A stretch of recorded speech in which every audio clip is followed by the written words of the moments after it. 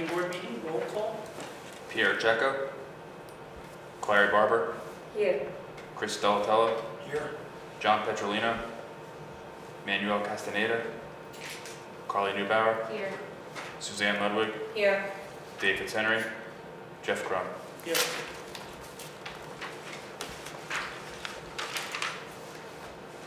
The public announcement, open public meeting yet? Please be advised that the notice requirements of the Open Public Meetings Act have been complied with and satisfied, and that the annual notice will be sufficient notice of the time, place, and conduct of all public meetings of the planning board of the city of New Brunswick will be filed with the city clerk and placed on the appropriate bulletin board in the lobby of City Hall, 78 Byard Street, New Brunswick, New Jersey, and has been transmitted to the official newspapers of the city of New Brunswick, namely the Home News Tribune and the Star Ledger.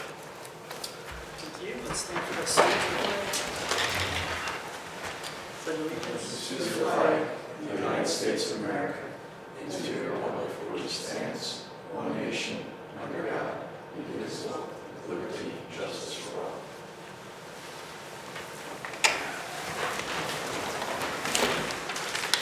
The 4 minutes to the board's May 1st, 2017. Mr. Chairman, passed out the copies of the minutes for the meeting. If any members have any changes or additions to it, we can make them. If not, a motion to approve the order. Motion to approve. A second. All in favor? Aye. Opposed? Minutes pass. New business. We're talking about the fair redevelopment plan, planning board review of proposed redevelopment plan pursuant to the local redevelopment and housing law, NJSA 40A:12A-1. Good evening, Mr. Chairman, and the rest of the board members. Coming back to you tonight again with the Farron redevelopment plan for some changes for the plan. The changes are relatively minor, but we thought it would be best to bring it back in front of the board before it went through the full council process.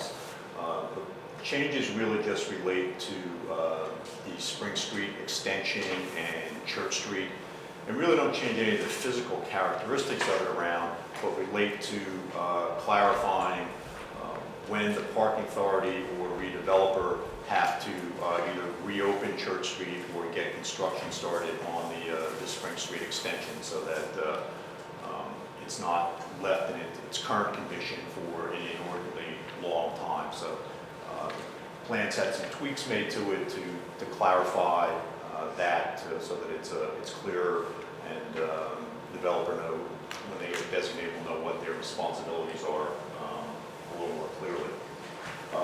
In addition to that, after we sort of decided to come back for that, we started to take another look at some of the voting that had been done on the previous plan when I came here in March a couple of months ago, and we realized that Mr. Lujan had voted on that application, and as you know, one of the subsequent applications came out that he held a part-time position with the parking authority, and that was a conflict of this, and as the parking authority here is the landowner for a significant portion of this area, but that probably raised the level of being a conflict. So even though we're coming back for the other stuff, we'll come back and just clear up that portion of it also. So I hope nobody else here has a conflict with the parking authority. If you could speak up now.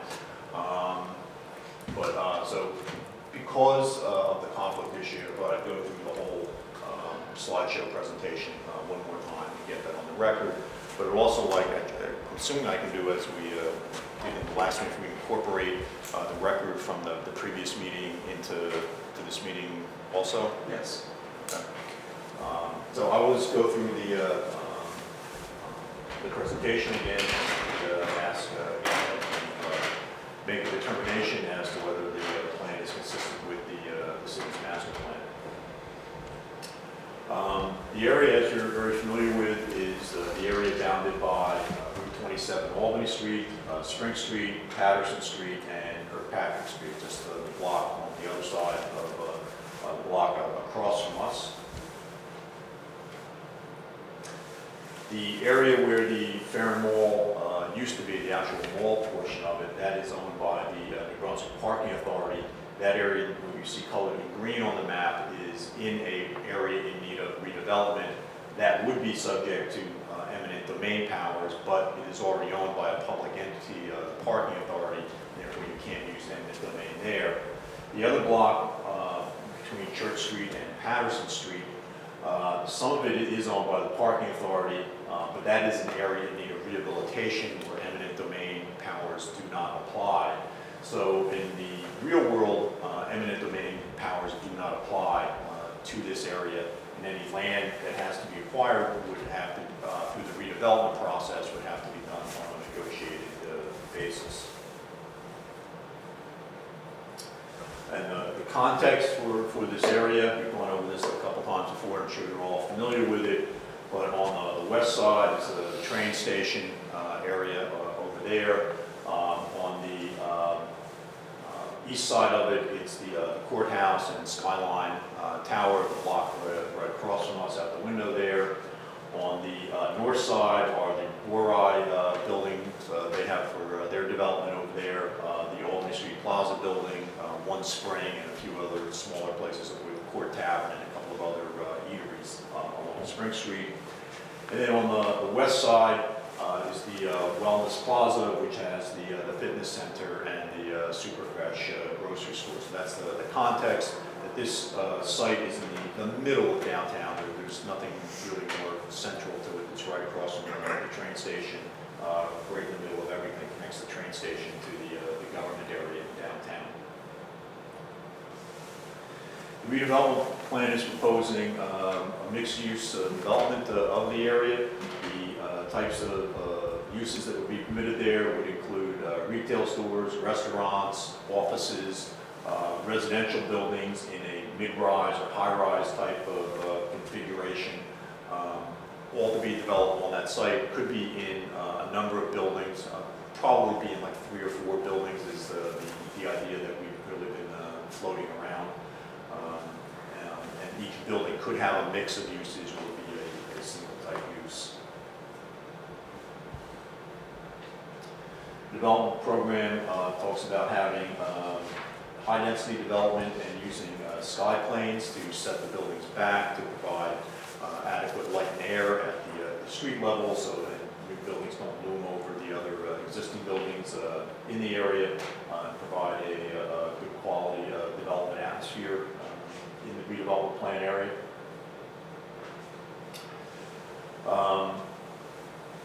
The artist rendering here shows what the development might look like, the types of heights that might be allowed. That's actually probably a little lower than what the plan permits, but doesn't necessarily have to go as high as what the plan permits.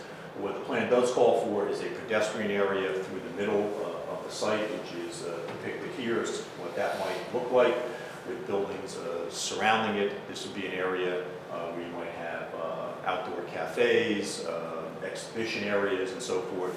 Be a very active area where people can walk around, and be a connection where people would walk across from the train station or be coming down Easton Avenue from Rutgers or the hospital campuses into this area and go up a very attractive pedestrian-oriented area where there would be retail shops along the ground floor, offices on the upper floors, or residential on the upper floors, and have that mix in there. And we think this can add some of the types of space that we really need in downtown for more public type, civic type activities. This would be private space. This is the kind of area where you could have farmers markets, or you could have small concerts and so forth, things like that, to really activate and create a lot more new vitality in the downtown area.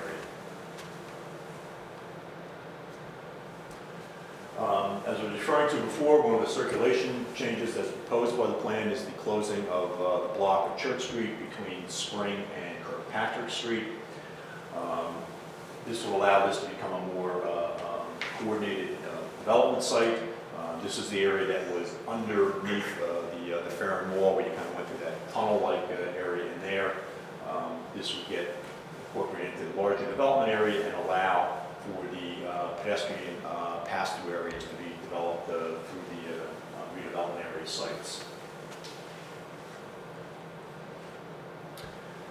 And one of the changes we came back with you in March with was creating some new circulation connections, which is the connection of Spring Street to Easton Avenue. And this is shown on here, whereas you may recall the existing Spring Street comes up this way. This would probably remain open this way still to allow right turns onto Albany Street, but also create a connection that would be opposite Easton Avenue here, so that there would be a connection here which currently does not exist, which will allow someone, if you're coming down from the Easton Avenue, Rutgers College area, to come down Spring Street, come into the government area down here, or if you're leaving that area over here, so there are a number of parking decks over here in this area. If you want to get out and go up into this area, instead of having to go through the entire circulation system down here, you can just come up and go out this way or make a left onto Route 27.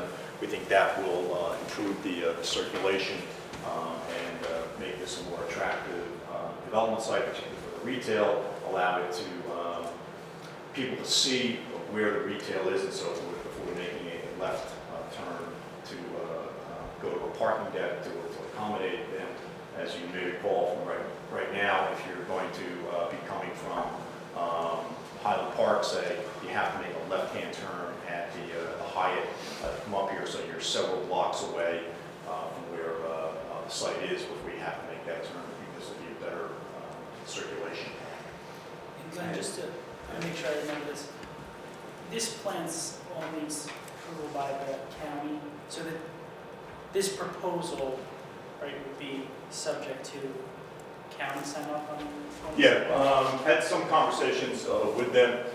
Both Front Street, Albany Street, Easton are county jurisdiction roads. This would be municipal road in here. They already had some plans to make some improvements out here, eliminating this little slip ramp here to make this more of a right-hand turn and doing some other improvements. This would be an enhancement on that. So we might even get some funding to be able to go through the county, because they have some existing funding to do some of these improvements. The redeveloper can also probably either do the work or contribute to that work there. This kind of connection is something that's been talked about in plans that I know of going back to at least like 1924 to have a connection like that to more the center of the government area and so forth. So I think that will be an improvement there. The plan also discusses parking strategy, which we've been over before. What we're trying to do is make sure that there is enough parking, but not have the area overparked. The plan calls for shared parking, car share. If you have that, you can get credit for additional spaces. Requires bicycle parking, both covered parking and parking that would be out if you're going to a retail store, restaurant, or something where you could park your bike safely and so forth in there. Ideas such as discount transit passes and so forth. Basically, providing other ways for people to get to the site without having to use a car, and if you are bringing a car there, to be able to use those parking spaces more efficiently, so they're not just one person parking in it. If that person doesn't happen to come to work that day, that parking space remains empty. It's a shared space that someone else can take that. So that reduces the level of cost to the project, because you don't have to build all those extra spaces. The plan goes through and discusses signage that's allowed here. We're trying to make the signage program comply with some Supreme Court decisions that were passed in the last couple of years, and also have some more modern standards than our basic signage ordinance has. But this will allow for facade signs, banner signs, signs that project out, that bond sign that's on there. It also has provision for a top of building sign, not up on the roof, but on the top of the building, as you might see down at the PNC building down in East Brunswick. that could be something that would be attractive to a significant office user that might come here and right on the Northeast Corridor. It would be a great way for them to provide a lot of visibility to their corporate name and so forth. We think it's a very good signage package that will make for an attractive visual appeal for the site. Both it will look good and help attract people to the site.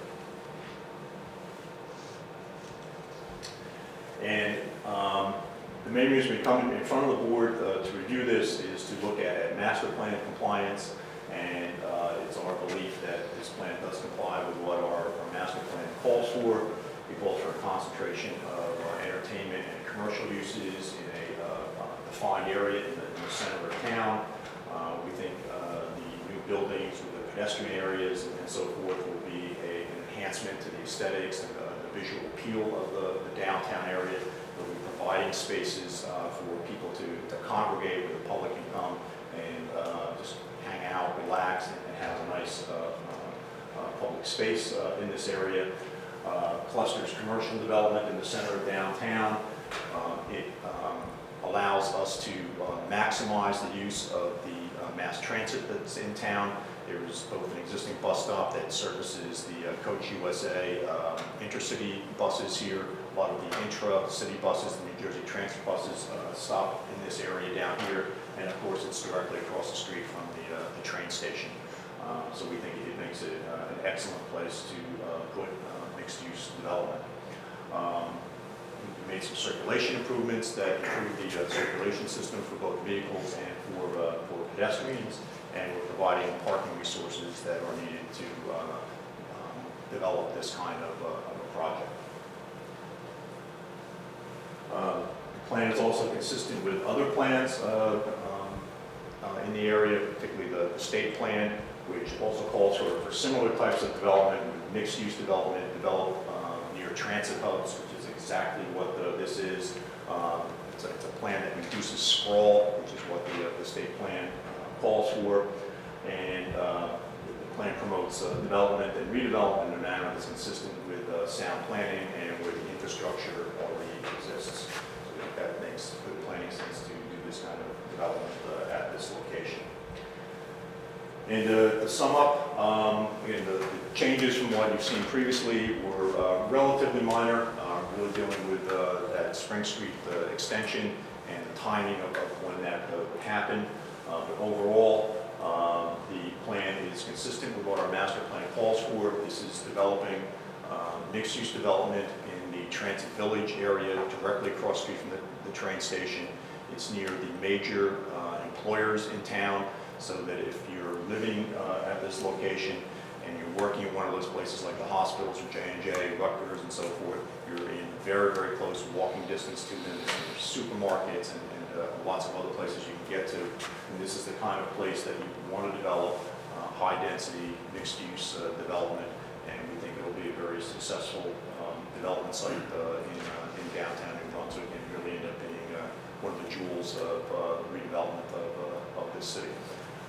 So we're asking is if the board finds that they agree with the presentation, to make a recommendation to the New Brunswick City Council that the proposed plan is consistent with the city's master plan, and also from a technical basis to incorporate the previous March 13th hearing record into this hearing record also.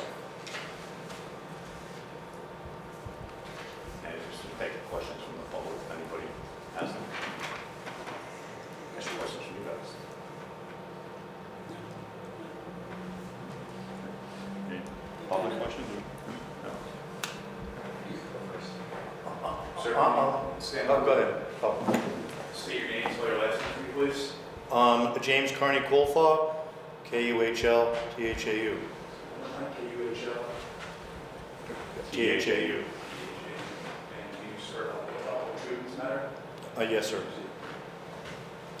I used to work for a windmill company up in Vermont, and I was just a courier. Not a wind engineer or anything. But all the guys in the office used to say that if on a building or a billboard or out in the Midwest, on like an Exxon sort of sign, near a highway, that if there was an average wind, calm, or 30 or, whatever, if there's an average wind of 6 miles an hour, that, if you had a wind generator on the top, it could, provide electricity. And, another building, should be progressive, and if the average is over 6, have a wind generator. That's something they can possibly take a look at for developing that. It's not something we're requiring for that. New Jersey has a alternative energy plan where they talk about the goal is, I believe, by 2025 to have either 20 or 25% of New Jersey's energy to be from alternative sources. So there's a lot of that going on. A lot of times you have some very, very small generating sources. It's not always efficient to put them back into the grid like that. But that's something we can certainly take a look at. Most all the new development that goes on in town, they don't go for the LEED designation itself, but build to those standards. So they're either building, LEED silver or LEED gold standards, but don't actually go through the process to get designated just because it's a pain to go through that. So these projects usually have a lot of environmentally sensitive, green, if you will, components to them. But probably the greenest, most environmentally sensitive part of this project is its location. It is directly across from the train station. It's in walking distance to all the major employers in town. It's directly across from a supermarket and all the other places. It's the kind of place where you don't really need a car, or if you do have a car, you can use it on a very limited basis. We're working with Rutgers right now on projects like a bike share program. Real projects like this is going to make the city even more walkable than it already is. It's located next to bus lines and transit. So we hope that by developing here, that it will be greener, that people will have a smaller carbon footprint by living here than if they went and built a project out in Hillsborough or someplace like that. Not that there's anything wrong with Hillsborough. All right, sir, thank you. Okay. Charlie, can you raise your right hand, state your name, spell your last name, please? Charles Cratoville, Kratovil. And you swear to tell the truth in this matter? Yes, I do. And I want to say it's an honor and pleasure to address you again tonight and start like I did last week. I think you're doing the right thing by doing the do-over. Ethics are important. Thanks for doing it.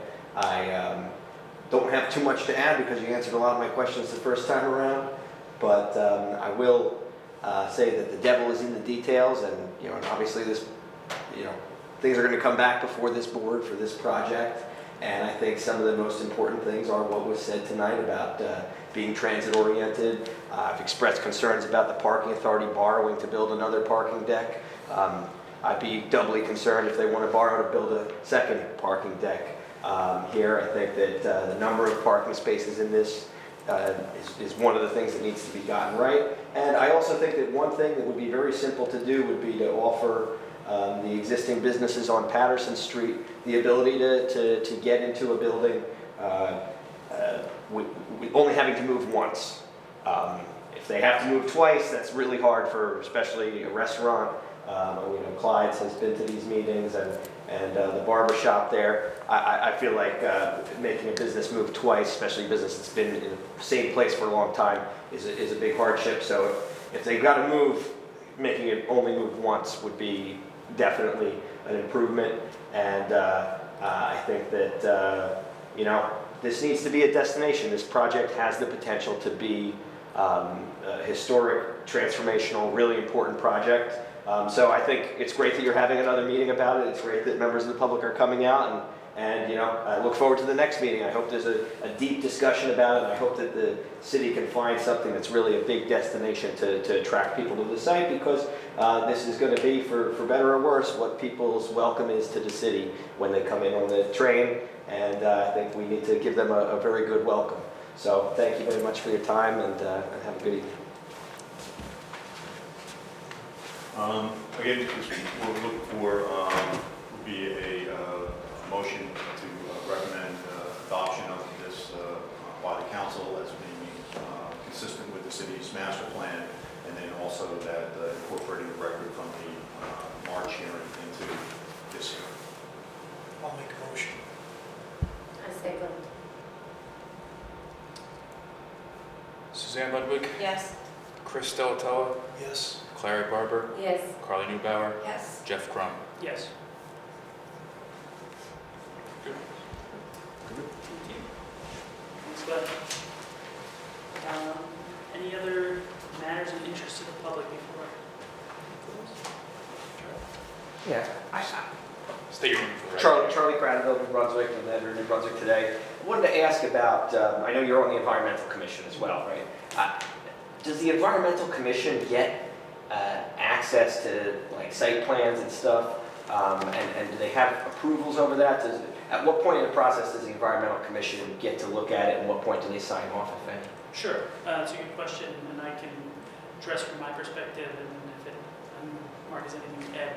So typically, what we've done here is, and this has only been for the past year or so, the technical review committee meets, and that's Chris sits on that, others sit on that, who review the plans for making sure that they're safe, they're compliant with all rules and laws. At the same time, the environmental commission is sent those plans to review. And the environmental commission can provide comment to the TRC if they have any concerns from an environmental standpoint about the plans. So that's the process we've put in place today. And it seems to be working decently. Thank you. Sure. I'll just add, if there's any way to save any of the buildings on Patterson Street, I think that you should consider doing it. There's only 7 left. I know one of them just got bought by the parking authority. The only thing better than only moving once would be moving 0 times for those businesses that have invested here. So I hope that you'll consider that too. Thank you. Thank you.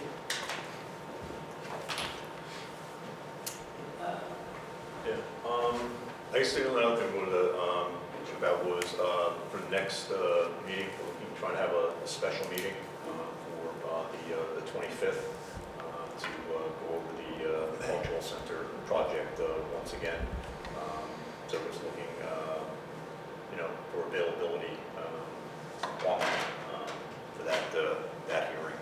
And Aaron, did you want to address any of that, or do it next time? We'll do it next time. Do it next time.